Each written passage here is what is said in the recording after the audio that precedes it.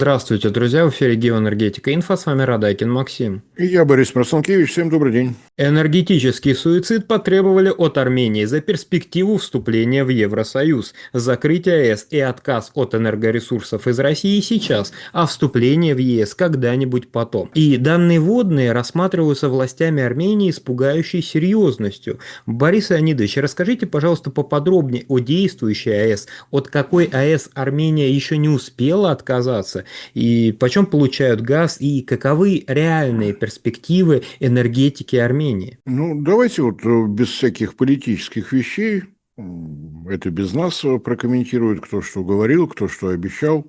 Объединенная энергосистема Армении. Маленькая горная страна. Напоминаю, если кто-то вдруг забыл, на всякий случай.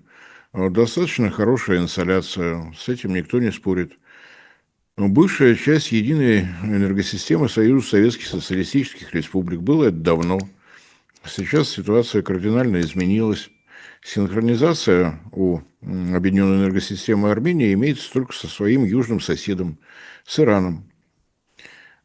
Связано это с тем, что поставки электроэнергии, обмен поставками, перетоки так называемые, с Азербайджаном были прекращены, с Турцией были прекращены, с Грузией они оставались, но на тот момент, это 90-е годы, Грузия сама была энергодефицитна, было неинтересно. А с Ираном было интересно. С Ираном было интересно. Иран на самом деле в свое время, в буквальном смысле слова, вытащил Армению из очень тяжелой энергетической ситуации. С 2009 года, по-моему, действует сделка газ в обмен на электроэнергию. Здесь все в полном порядке. Из единой системы газового снабжения Ирана поступает газ. Никаких денег, то есть эту сделку не могли блокировать никакие санкции в отношении Исламской Республики Иран, денег просто нет.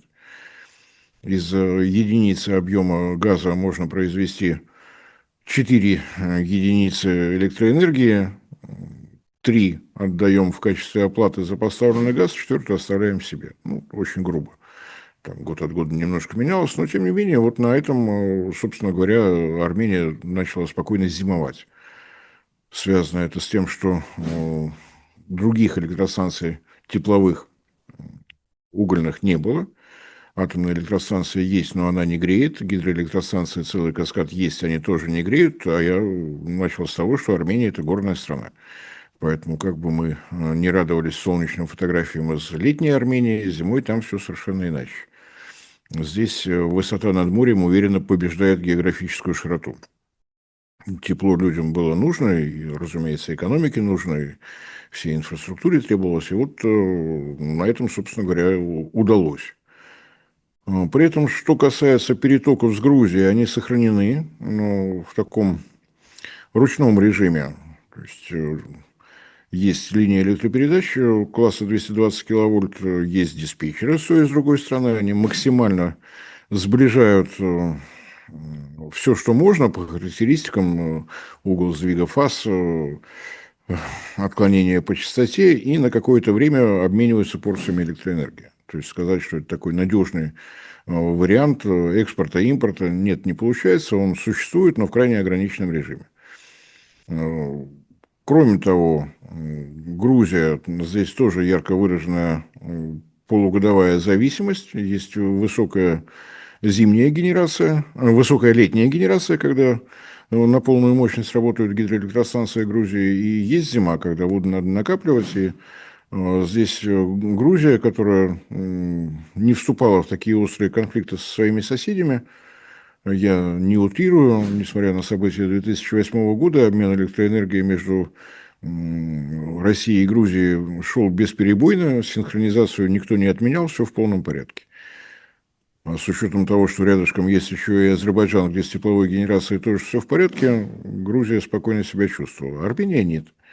Потому что на день сегодняшний, повторюсь, какие-то соединения по электроэнергетической системе только с Грузией, только с Ираном. С Ираном есть 2 линии электропередач, и были достаточно серьезные планы строить 3-ю, что в горных условиях весьма непросто. Но, тем не менее, у Ирана есть возможность добавить объемы газа, нет возможности забрать электроэнергию. Строительство третьей линии электропередач было достаточно серьезным проектом. Совмещено оно было еще и с проектом строительства еще одной гидроэлектростанции на Араксе. Но дальше начались санкции, проблемы с финансированием, и как-то все это повисло в воздухе. То есть теоретически можно, практически никак. Теперь, если смотреть на то, что из себя представляет объединенная энергосистема Армении на день сегодняшний, сверху вниз по установленной мощности. Именно по установленной, сейчас объясню, в чем отличие. Тепловые электростанции, то есть все газовые электростанции, 1780 мегаватт, это достаточно серьезно. К концу 2025 года, там сейчас до конца еще итоги не подведены по строительству солнечных электростанций, но понятно, что рамка там не очень большая, от 1100 до 1150 мегаватт. Ну, согласитесь, весьма серьезная сумма. Раскрыта страшная тайна. Тюменская техника Кейс-Гуру производится в Китае, где сосредоточены передовые производства около 90% мировой электроники. Почему тогда мы читаем на коробках техники Кейс-Гуру «создано в Тюмени»? Потому что в Тюмени мозги, идеи и тесты устройств. Именно в Тюмени инженеры продумывают сочетание характеристик для устройств Кейс-Гуру, экспериментируют с материалами для пылесосов и наушников. Глава компании Кейс-Гуру Вадим Боков лично контролирует каждый этап разработки. Тюмень – это про инженерию, гарантию и ответственность. Китай – это производство и масштабирование. Яркий пример подхода – линейка наушников Кейс-Гуру CG Pods. Они опережают дорогие аналоги по функциям, но дешевле в 5 раз. Каждая модель претендует на мировой рекорд по характеристикам. Тюменская новинка – наушники Клипсы Кейс-Гуру Clip с анатомически удобным креплением. Рекорд безопасности для слуха. У наушников Кейс Guru Clip есть и шумоподавление в микрофоне. Алгоритмы выделяют голос среди внешнего шума. Кристальная слышимость даже в метро или аэропорту. Мировой рекорд неубиваемости у Case Guru X. Стойкие наушники с прочным кейсом из авиационного алюминия. Выдерживают до 220 кг нагрузки. Еще одна модель Case Guru Sport. Универсальные наушники для любых ушей. Подходят для 98 различных типов ушей благодаря своему креплению. Купить легендарные тюменские наушники-рекордсмены можно по QR-коду на экране или по ссылке в описании. Забирайте наш промокод GEO26 на скидку до 1000 рублей. Установите приложение Case Guru и получайте больше скидок и бонусов. Сразу после установки целых 500 бонусов уже на счету. ГЭС, а также малая ГЭС, которых здесь больше 160 штук уже построено, то есть Армения весьма хозяйственно подходит к своим малым рекам, 1350 мегаватт. Почему строятся, понятно, тем не менее, зимние пики проходить приходится на теплоэлектростанциях. Атомная электростанция, единственный блок армянской атомной электростанции, она же Медсаморская атомная электростанция, 448 мегаватт. С ветроэлектростанциями здесь в Армении, мягко бы сказано, большие перспективы, но на день сегодняшний 3 мегаватта установленная мощность. Здесь как бы понятно. Это одна сторона вопроса. Вторая сторона вопроса, а что с выработкой? Тепловые газовые электростанции 3,4 миллиарда киловатт-часов, 33,6% от общей выработки. Атомная электростанция 2,9 миллиарда киловатт-часов, 29%. ГЭС, включая малые, 2,1 миллиарда киловатт-часов или 21%. Солнечные электростанции, несмотря на их обилие, годовая выработка 1,6 миллиарда киловатт-часов или 16% от общего объема. Про ВЭС, ветроэлектростанции, с вашего позволения, говорить не буду, боюсь, что запутаюсь в нулях. Ну, так, чтобы было понятно, 0,2% от общего объема выработки. Соответственно, если смотреть по тому показателю, который интересует тех, кто живет в Армении, коэффициент использования установленной мощности, то есть из 100 возможных часов, сколько электростанция вырабатывает электроэнергию. Атомная электростанция 74%.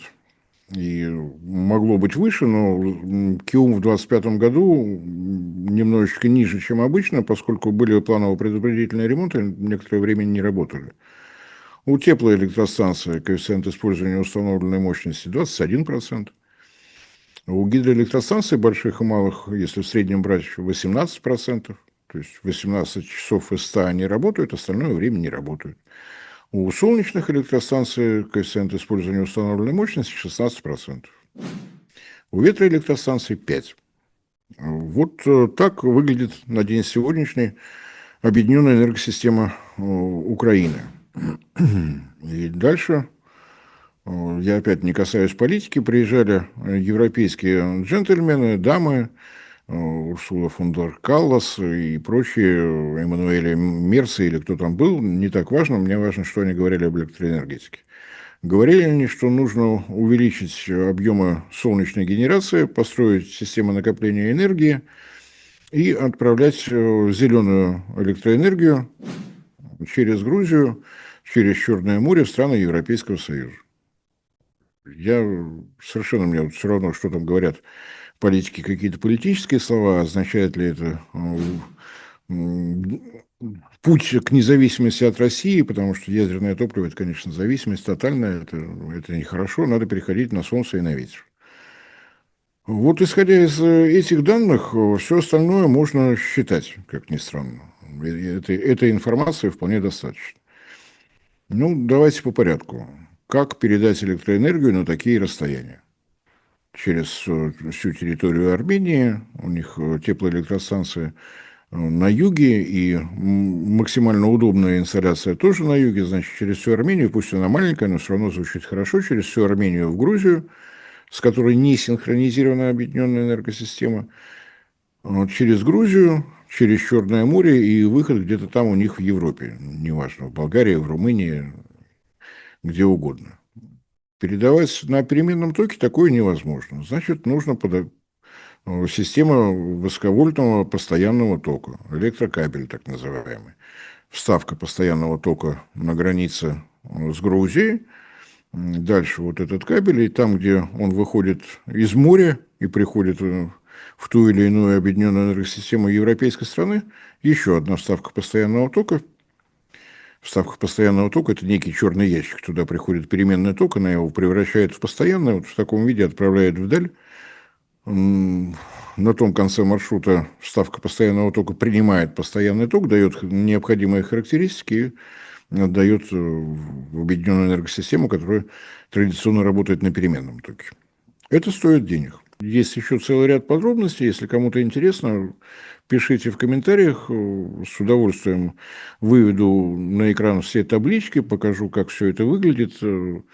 Можем сравнить действительно стоимость производства оборудования в Китае, в Европе. Если европейское оборудование брать будет немножко дороже, конечно, раза в 2, не больше. Не думаю, что это страшно, потому что если Армения стремится к независимости от России, тут понятно, что ничего не жалко. Вот как-то так. Я не комментирую, что это за желание, почему оно возникло. Видимо, Армении так нужно.